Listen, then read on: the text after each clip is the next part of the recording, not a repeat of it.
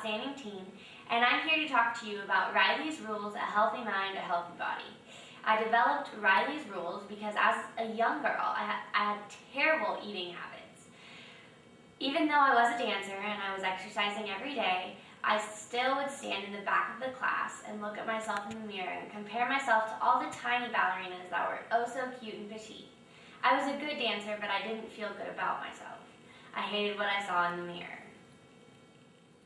So, when I was 8 years old, I was dancing and I was exercising still, but I didn't give myself that permission to let myself dance 110% of what I could. I never allowed myself to truly exercise. So my mom took me to the doctor and I had to get a bunch of tests done on my blood and on my heart. Turns out I was developing asthma, I had high cholesterol, and I was on my road to having heart problems by the time I was 19 years old. That's a pretty scary statistic if you think about it, especially because I was only 8 years old. So, as a family, me, my sister, my dad, and my mom all got together that night and we sat down at dinner and we talked about it. And we decided we were all going to change the way that we were living because it was very unhealthy. And with that, me and my mom alone lost over 100 pounds. And as I was starting to lose this weight and choose the healthy choices, I really started to like fresh fruits and vegetables, grilled chicken, grilled fish.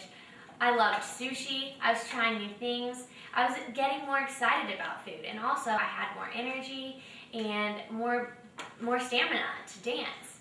My leaps got higher. I started getting noticed, and I truly loved myself at that point because I was really letting my personality come through, not only on the dance floor, but also in everyday life. And now I'm a performer and I love to be in the center of the stage. And this video is all about letting you learn my 4 Reilly's rules. And if you live by them every day, I'm sure that you can find your way to a healthy lifestyle. My first rule is think small, not big. That's all about portion control. And the second one is grilled, not fried. The third, fit and fun. And the fourth is the most important, love the skin you're in. My first rule is think small, not big. One of the key components to leading an unhealthy lifestyle is overeating. Overeating leads to many problems. The most important problem of these would be obesity. One way to avoid overeating is to learn how to count calories. Children and teenagers need enough calories to grow and develop into healthy adults, but not so many that they are unable to convert all of those nutrients provided by their food into energy. On average, children between the ages 1 and 6 need approximately 1,500 calories a day. Children between the ages of 7 to 14 require about 1,800 to 2,200 calories a day. Young adults from ages 15 to 18 need 2,000 to 2,700 calories per day to maintain a healthy lifestyle. Obviously, these numbers will fluctuate based on several factors, including activity level, gender, and of course, your nutrient goals. One way to avoid overeating is to just eat slow. Oftentimes, we inhale our meals, and afterwards, we are left feeling stuffed. A great way to avoid this is to chew slowly and only eat until you feel satisfied. It's important not to starve yourself throughout the day. It's better to eat 6 smaller meals actually than just 3 huge ones. My plate is an example of how to make sure you're eating right and getting the right amount of food and getting all the nutrients you need. My plate encourages people to 1, balance their calories and find out how many calories you need for a day is the first step in managing your weight. Being physically active can also help balance your calories. 2, enjoy your food, but eat less. Take time to fully enjoy your food as you eat it. Eating too fast or when your attention is elsewhere may lead to eating too many calories. Avoid oversized proportions. Use a smaller plate, bowl, and glass. Proportion out your foods before you eat. And if you're eating out, choose a smaller size option. Share a dish or take the rest of your meal home. Here's an ideal plate. Rule 2 is grilled not fried.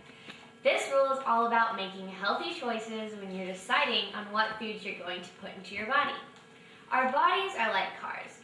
In order to drive a car, you have to put gas in it. Well, our bodies are no different. The food that we put in our bodies serve as our fuel for our bodies and our brains. Although your taste buds may love fried foods, you have to be very careful not to eat them too often. When food is fried, tons of calories and fat grams are actually added into the meals, and it's very easy to overeat those tasty fried treats. It is no surprise to hear that fried foods, such as French fries, mozzarella cheese sticks, are unhealthy. But what you might be surprised to know is that even healthy vegetables, such as mushrooms, zucchinis, as well as healthy proteins, such as chicken, are robbed of all their nutritional value when they are fried. For example, a large baked potato contains 220 calories and less than 1 gram of fat. But if you take that same potato and turn it into French fries, you end up with nearly 700 calories and a whopping 34 grams of fat. In addition to deep fried foods, also tend to trigger chronic health conditions. I'll take the baked potato any day. If you have the choice between a grilled dish, such as grilled chicken, and a fried dish, such as crispy fried chicken, the grilled dish is always the healthier choice.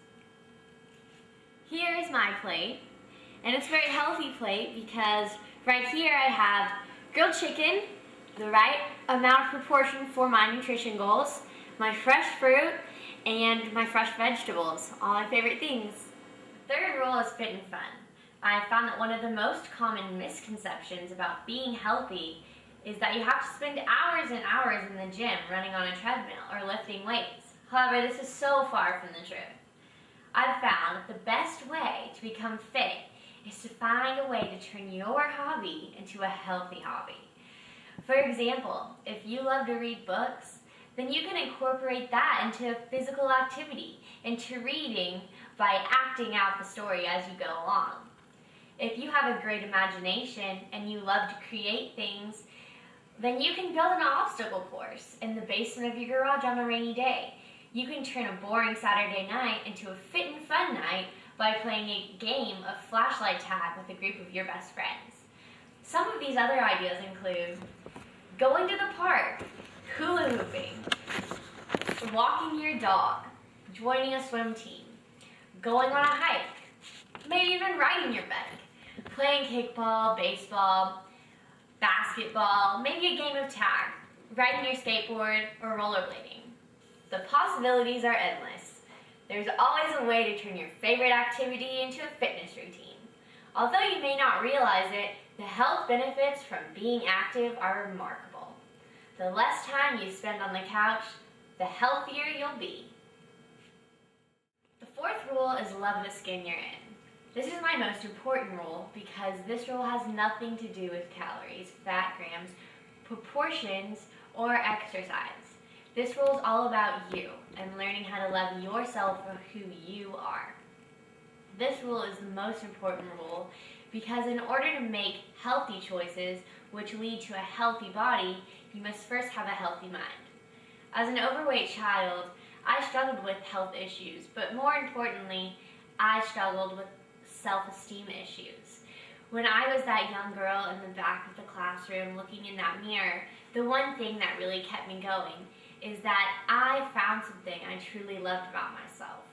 And back then it was my eyes. No matter how bad of a day I was having, I always knew that I loved my green eyes. So I encourage you to go look in that mirror, go dig deep inside yourself, and find that one thing that you truly love, and cherish that, and hold it so tight, and never let it go. Actually, one time when I was at a school program, I was giving my class, I was teaching all about all my rules, and I was teaching about Love the Skin You're In, and I love to just go in there and get really interactive with the kids that I teach. And I had kindergartners in there, and I told them all to close their eyes and think of one thing that they truly love about themselves. And when they had that, give themselves a big bear hug. And there was one boy in the back of the class, and his name was Peter. And everyone is getting so excited. They're hugging themselves and smiling, and you just see this poor boy in the back who is a little bit chubby. He's kind of where I was when I was his age, and he was so defeated, and he never gave himself that hug. So I encourage you to allow yourself to embrace yourself, to really, really just love the skin